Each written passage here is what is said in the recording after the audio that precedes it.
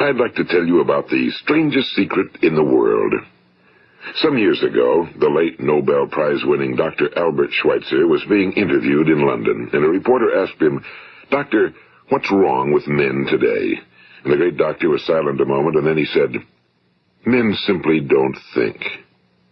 It's about this that I want to talk with you. We live today in a golden age. This is an era that man has looked forward to, dreamed of, and worked toward for thousands of years. But since it's here, we pretty well take it for granted. We in America are particularly fortunate to live in the richest land that ever existed on the face of the earth, a land of abundant opportunity for everyone. But do you know what happens? Well, let's take 100 men who start even at the age of 25. Do you have any idea what will happen to those men by the time they're 65? These 100 men who all start even at the age of 25 believe they're going to be successful. If you ask any one of these men if he wanted to be a success, he'd tell you he did. And you'd notice that he was eager toward life, that there was a certain sparkle to his eye, an erectness to his carriage, and life seemed like a pretty interesting adventure to him. But by the time they're 65, 1 will be rich. 4 will be financially independent. 5 will still be working. 54 will be broke. Now think a moment. Out of the 100, only 5 make the grade. Now why do so many fail? What has happened to the sparkle that was there when they were 25? What's become of the dreams, the hopes, the plans? And why is there such a large disparity between what these men intended to do and what they actually accomplished? When we say about 5% achieve success, we have to define success. And here's the best definition I've ever been able to find. Success is the progressive realization of a worthy ideal. If a man is working toward a predetermined goal and knows where he's going, that man is a success. If he's not doing that, he's a failure. Success is the progressive realization of a worthy ideal. Rollo May, the distinguished psychiatrist, wrote a wonderful book called Man's Search for Himself. And in this book he says, the opposite of courage in our society is not cowardice. It is conformity. And there you have the trouble today. It's conformity, people acting like everyone else without knowing why, without knowing where they're going. Now think of it. In America right now, there are over 18 million people 65 years of age and older. And most of them are broke. They're dependent on someone else for life's necessities. Now, we learn to read by the time we're 7. We learn to make a living by the time we're 25. Usually by that time, we're not only making a living, we're supporting a family. And yet by the time we're 65, we haven't learned how to become financially independent in the richest land that has ever been known. Why? We conform. And the trouble is that we're acting like the wrong percentage group, the 95 who don't succeed. Now, why do these people conform? Well, they really don't know. These people believe that their lives are shaped by circumstances, by things that happen to them, by exterior forces. They're outer-directed people. A survey was made one time that covered a lot of men, working men, and these men were asked, "Why do you work? Why do you get up in the morning?" 19 out of 20 had no idea. If you ask them, they'll say, well, everyone goes to work in the morning, and that's the reason they do it, because everyone else is doing it. Now let's get back to our definition of success. Who succeeds? The only person who succeeds is the person who is progressively realizing a worthy ideal. He's the person who says, I'm going to become this, and then begins to work toward that goal. I'll tell you who the successful people are. A success is the school teacher who's teaching school because that's what he or she wants to do. The success is the woman who's a wife and mother because she wanted to become a wife and mother and is doing a good job of it. The success is the man who runs the corner gas station because that was his dream. That's what he wanted to do. The success is the successful salesman who wants to become a top-notch salesman and grow and build with his organization. A success is anyone who is doing deliberately a predetermined job because that's what he decided to do deliberately. But only 1 out of 20 does that. That's why today there isn't really any competition unless we make it for ourselves. Instead of competing, all we have to do is create. You know, for 20 years I looked for the key which would determine what would happen to a human being. Was there a key I wanted to know which would make the future a promise that we could foretell to a large extent? Was there a key that would guarantee a person's becoming successful if he only knew about it and knew how to use it? Well, there is such a key, and I've found it. Have you ever wondered why so many men work so hard and honestly without ever achieving anything in particular, and others don't seem to work hard and yet seem to get everything? They seem to have the magic touch. You've heard them say that about someone. Everything he touches turns to gold. And have you ever noticed that a man who becomes successful tends to continue to become successful? And on the other hand, have you noticed how a man who's a failure tends to continue to fail? Well, it's because of goals. Some of us have goals, some don't. People with goals succeed because they know where they're going. It's that simple. Think of a ship leaving a harbor, and think of it with the complete voyage mapped out and planned. The captain and crew know exactly where it's going and how long it'll take. It has a definite goal. Now, 9,999 times out of 10,000, it will get to where it started out to get. Now, let's take another ship, just like the first, only let's not put a crew on it or a captain at the helm. Let's give it no aiming point, no goal, no destination. We just start the engines and let it go. I think you'll agree with me that if it gets out of the harbor at all, it will either sink or wind up on some deserted beach, a derelict. It can't go anyplace because it has no destination and no guidance, and it's the same with a human being. Take the salesman, for example. There's no other person in the world today with the future of a good salesman. Selling is the world's highest paid profession, if we're good at it and if we know where we're going. Every company needs top-notch salesmen, and they reward those men. The sky's the limit for them. But how many can you find? Someone once said the human race is fixed, not to prevent the strong from winning, but to prevent the weak from losing. The American economy today can be likened to a convoy in time of war. The entire economy is slowed down to protect its weakest link, just as the convoy had to go at the speed that would permit its slowest vessel to remain in formation. That's why it's so easy to make a living today. It takes no particular brains or talent to make a living and support a family today. So we have a plateau of so-called security, if that's what a person's looking for. But we do have to decide how high above this plateau we want to aim. Now let's get back to the strangest secret in the world, the story that I wanted to tell you today. Why do men with goals succeed in life and men without them fail? Well, let me tell you something which, if you really understand it, will alter your life immediately. If you understand completely what I'm going to tell you from this moment on, your life will never be the same again. You will suddenly find that good luck just seems to be attracted to you. The things you want just seem to fall in line, and from now on you won't have the problems, the worries, the gnawing lump of anxiety that perhaps you've experienced before. Doubt, fear, well, they'll be things of the past. Here's the key to success and the key to failure. We become what we think about. Now let me say that again. We become what we think about. Throughout all history, the great wise men and teachers, philosophers and prophets have disagreed with one another on many different things. It's only on this one point that they are in complete and unanimous agreement. Listen to what Marcus Aurelius, the great Roman emperor, said. A man's life is what his thoughts make of it. Disraeli said this, everything comes if a man will only wait. I've brought myself by long meditation to the conviction that a human being with a settled purpose must accomplish it, and that nothing can resist a will that will stake even existence for its fulfillment. Ralph Waldo Emerson said this, a man is what he thinks about all day long. William James said, the greatest discovery of my generation is that human beings can alter their lives by altering their attitudes of mind. And he also said, we need only in cold blood act as if the thing in question were real, and it will become infallibly real by growing into such a connection with our life that it will become real. It will become so knit with habit and emotion that our interest in it will be those which characterize belief. And he also said, if you only care enough for a result, you will almost certainly attain it. If you wish to be rich, you will be rich. If you wish to be learned, you will be learned. If you wish to be good, you will be good. Only you must then really wish these things and wish them exclusively, and not wish at the same time 100 other incompatible things just as strongly. In the Bible, you read in Mark 9:23, if thou canst believe, all things are possible to him that believeth. My old friend Dr. Norman Vincent Peale put it this way, this is one of the greatest laws in the universe. Fervently do I wish I had discovered it as a very young man. It dawned upon me much later in life, and I found it to be one of the greatest, if not my greatest discovery outside of my relationship to God. The great law, briefly and simply stated, is that if you think in negative terms, you will get negative results. If you think in positive terms, you will achieve positive results. That is the simple fact, he went on to say, which is at the basis of an astonishing law of prosperity and success.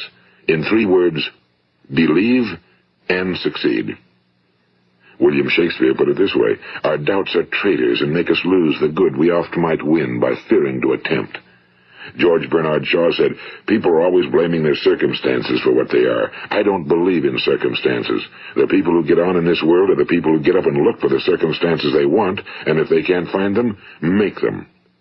Well, it's pretty apparent, isn't it? And every person who discovered this for a while believed that he was the first one to work it out. We become what we think about. Now, it stands to reason that a person who's thinking about a concrete and worthwhile goal is going to reach it, because that's what he's thinking about, and we become what we think about. Conversely, the man who has no goal, who doesn't know where he's going, and whose thoughts must therefore be thoughts of confusion and anxiety and fear and worry, becomes what he thinks about. His life becomes one of frustration and fear and anxiety and worry. And if he thinks about nothing, he becomes nothing. Now, how does it work? Why do we become what we think about? Well, I'll tell you how it works as far as we know. Now, to do this, I want to tell you about a situation that parallels the human mind. Suppose a farmer has some land, and it's good fertile land. Now, the land gives the farmer a choice. He may plant in that land whatever he chooses. The land doesn't care. It's up to the farmer to make the decision.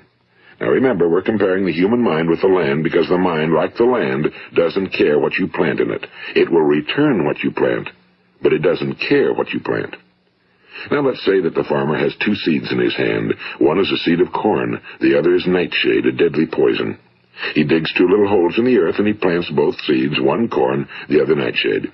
He covers up the holes, waters, and takes care of the land, and what will happen?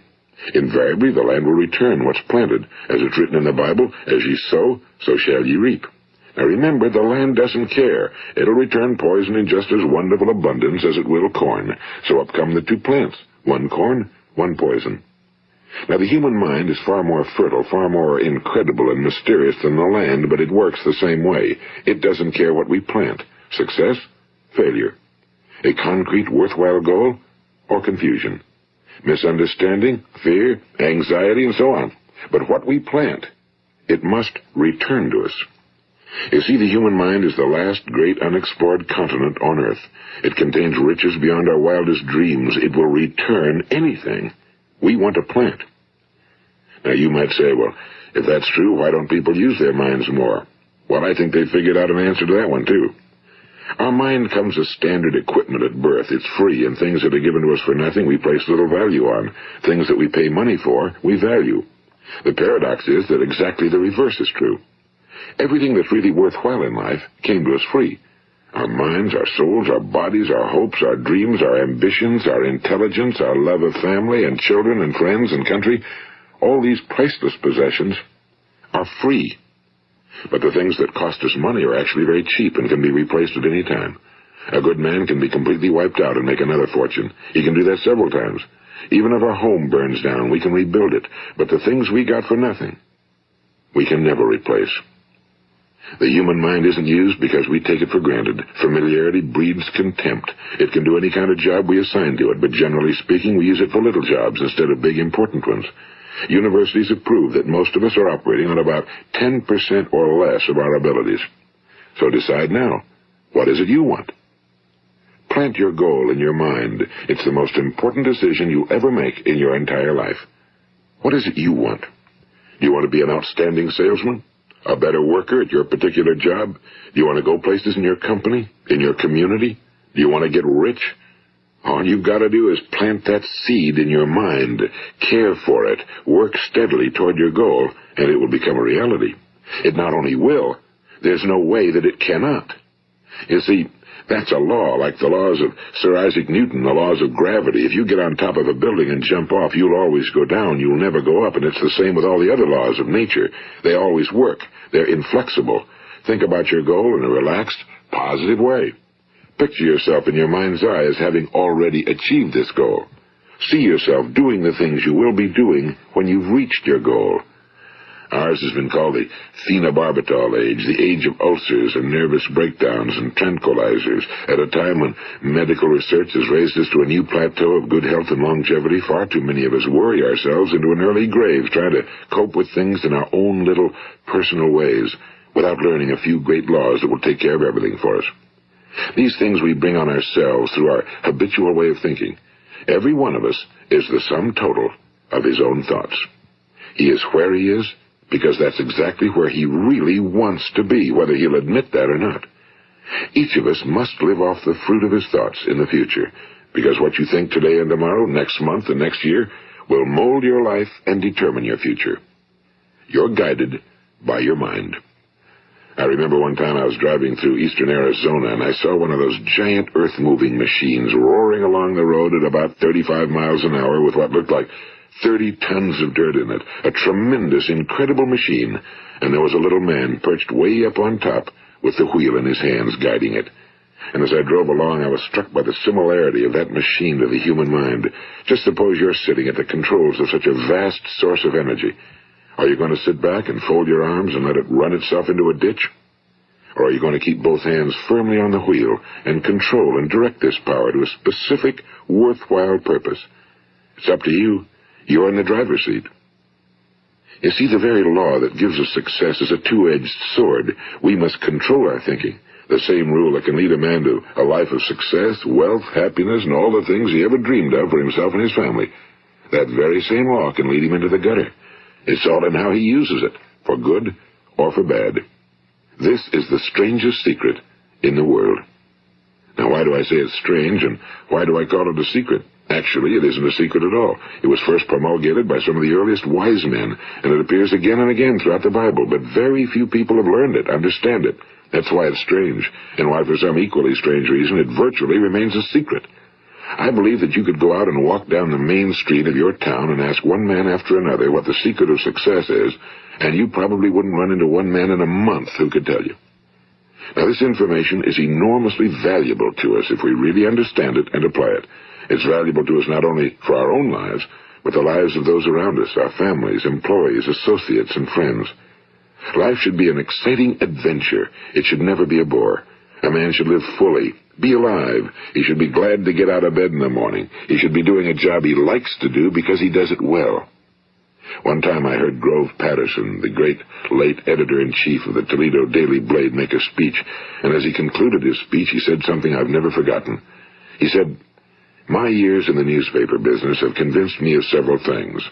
Among them, that people are basically good, and that we came from someplace, and we're going someplace.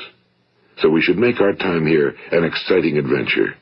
The architect of the universe didn't build a stairway leading nowhere." And the greatest teacher of all, the carpenter from the plains of Galilee, gave us the secret time and time again. As ye believe, so shall it be done unto you. I've explained the strangest secret in the world and how it works. Now, on this side, I want to explain how you can prove to yourself the enormous returns possible in your own life by putting this secret to a practical test. I want you to make a test that will last 30 days. It isn't going to be easy, but if you'll give it a good try, it will completely change your life for the better. Now, back in the 17th century, Sir Isaac Newton, the English mathematician and natural philosopher, gave us some natural laws of physics which apply as much to human beings as they do to the movement of bodies in the universe.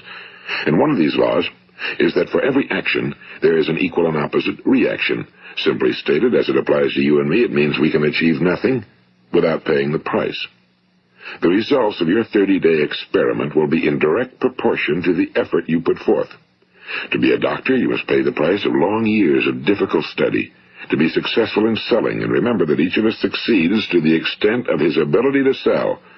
Selling our families on our ideas, selling education in schools, selling our children on the advantages of living the good and honest life, selling our associates and employees on the importance of being exceptional people. To, of course, the profession of selling itself. But to be successful in selling our way to the good life, we must be willing to pay the price. Now, what is that price? Well, it's many things. First, it's understanding emotionally, as well as intellectually, that we literally become what we think about, that we must control our thoughts if we're to control our lives. It's understanding fully that as ye sow, so shall ye reap. Second, it's cutting away all fetters from the mind and permitting it to soar as it was divinely designed to do. It's the realization that your limitations are self-imposed and that the opportunities for you today are enormous beyond belief. It's rising above narrow-minded pettiness and prejudice. And third, it's using all your courage to force yourself to think positively on your own problem, to set a definite and clearly defined goal for yourself, to let your marvelous mind think about your goal from all possible angles, to let your imagination speculate freely upon many different possible solutions, to refuse to believe that there are any circumstances sufficiently strong to defeat you in the accomplishment of your purpose, to act promptly and decisively when your course is clear, and to keep constantly aware of the fact that you are, at this moment, standing in the middle of your own acres of diamonds, as Russell Conwell used to point out. And fourth, save at least 10% of every dollar you earn. It's also remembering that no matter what your present job, it has enormous possibilities, if you're willing to pay the price. Now let's just go over the important points in the price each of us must pay to achieve the wonderful life that can be ours. It is, of course, worth any price. 1. You will become what you think about. 2. Remember the word imagination and let your mind begin to soar. 3. Courage. Concentrate on your goal every day. 4. Save 10% of what you earn. And 5. Action. Ideas are worthless unless we act on them.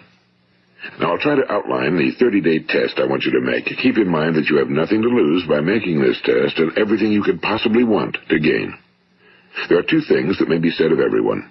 Each of us wants something, and each of us is afraid of something. I want you to write on a card what it is you want more than anything else. It may be more money. Perhaps you'd like to double your income or make a specific amount of money. It may be a beautiful home. It may be success at your job. It may be a particular position in life. It could be a more harmonious family. Each of us wants something. Now write down on your card specifically what it is you want. Make sure it's a single goal and clearly defined. You needn't show it to anyone, but carry it with you so that you can look at it several times a day. Think about it in a cheerful, relaxed, positive way each morning when you get up, and immediately you have something to work for, something to get out of bed for, something to live for. Look at it every chance you get during the day and just before going to bed at night. And as you look at it, remember that you must become what you think about, and since you're thinking about your goal, you realize that soon it will be yours. In fact, it's yours really the moment you write it down and begin to think about it. Look at the abundance all around you as you go about your daily business. You have as much right to this abundance as any other living creature. It's yours for the asking. Now we come to the difficult part. Difficult because it means the formation of what is probably a brand new habit, and new habits are not easily formed. Once formed, however, it will follow you for the rest of your life. Stop thinking about what it is you fear. Each time a fearful or negative thought comes into your consciousness, replace it with a mental picture of your positive and worthwhile goal. And there will come times when you'll feel like giving up. It's easier for a human being to think negatively than positively. That's why only 5% are successful. You must begin now to place yourself in that group.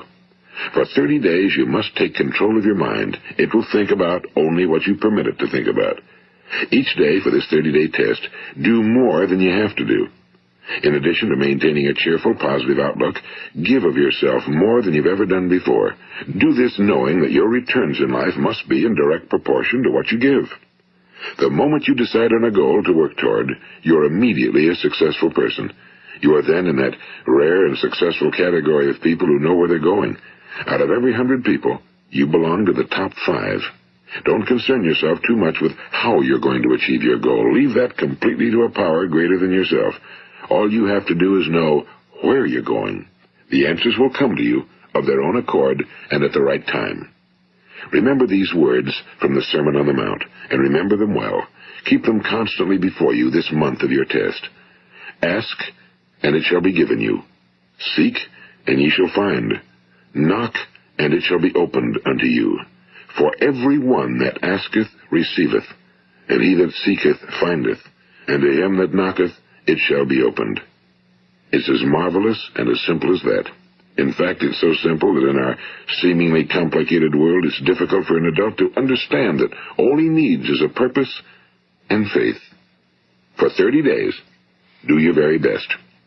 If you're a salesman, go at it as you've never done before, not in a hectic fashion, but with the calm, cheerful assurance that time well spent will give you the abundance in return you deserve and want. If you're a homemaker, devote your 30-day test to completely giving of yourself without thinking about receiving anything in return, and you'll be amazed at the difference it makes in your life. No matter what your job, do it as you've never done it before for 30 days. And if you've kept your goal before you every day, you'll wonder and marvel at this new life you've found. Dorothea Brand, the outstanding editor and writer, discovered it for herself and tells about it in her fine book, Wake Up and Live. Her entire philosophy is reduced to the words, act as though it were impossible to fail. She made her own test with sincerity and faith, and her entire life was changed to one of overwhelming success. Now, you make your test for 30 full days. Don't start your test until you've made up your mind to stick with it. You see, by being persistent, you're demonstrating faith. Persistence is simply another word for faith. If you didn't have faith, you'd never persist. If you should fail during your first 30 days, by that I mean suddenly find yourself overwhelmed by negative thoughts, you've got to start over again from that point and go 30 more days. Gradually, your new habit will form until you find yourself one of that wonderful minority to whom virtually nothing is impossible. And don't forget the card. It's vitally important as you begin this new way of living. On one side of the card, write your goal, whatever it may be. On the other side, write the words we've quoted from the Sermon on the Mount. Ask, and it shall be given you. Seek, and ye shall find. Knock, and it shall be opened unto you. Nothing great was ever accomplished without inspiration. See that during these crucial first 30 days, your own inspiration is kept at a peak.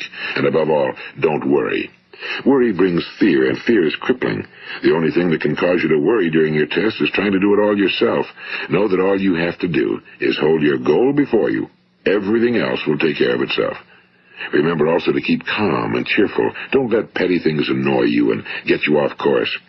Now, since making this test is difficult, some will say, why should I bother? Well, look at the alternative. No one wants to be a failure. No one really wants to be a mediocre individual. No one wants a life constantly filled with worry and fear and frustration. Therefore, remember that you must reap that which you sow. If you sow negative thoughts, your life will be filled with negative things. If you sow positive thoughts, your life will be cheerful, successful, and positive. Now, gradually, you will have a tendency to forget what you've heard on this recording. Play it often. Keep reminding yourself of what you must do to form this new habit. Gather your whole family around at regular intervals and listen to what's been said here. You know, most men will tell you that they want to make money without understanding the law. The only people who make money work in a mint. The rest of us must earn money. This is what causes those who keep looking for something for nothing or a free ride to fail in life. The only way to earn money is by providing people with services or products which are needed and useful. We exchange our time and our product or service for the other man's money. Therefore, the law is that our financial return will be in direct proportion to our service. Now, success is not the result of making money. Making money is the result of success, and success is in direct proportion to our service. Most people have this law backwards. They believe that you're successful if you earn a lot of money. The truth is that you can only earn money after you're successful. It's like the story of the man who sat in front of the stove and said to it, give me heat, and then I'll add the wood.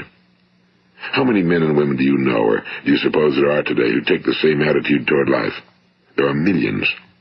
We've got to put the fuel in before we can expect heat. Likewise, we've got to be of service first before we can expect money. Don't concern yourself with the money. Be of service. Build, work, dream, create. Do this, and you'll find there's no limit to the prosperity and abundance that will come to you. Prosperity, you know, is founded upon a law of mutual exchange. Any person who contributes to prosperity must prosper in turn himself. Sometimes the return will not come from those you serve, but it must come to you from someplace, because that's the law. For every action, there is an equal and opposite reaction. As you go daily through your 30-day test period, remember that your success will always be measured by the quality and quantity of service you render, and money is a yardstick for measuring this service. No man can get rich himself unless he enriches others. Now, there are no exceptions to a law. You can drive down any street in America and from your car estimate the service that's being rendered by the people living on that street. Had you ever thought of this yardstick before? It's interesting.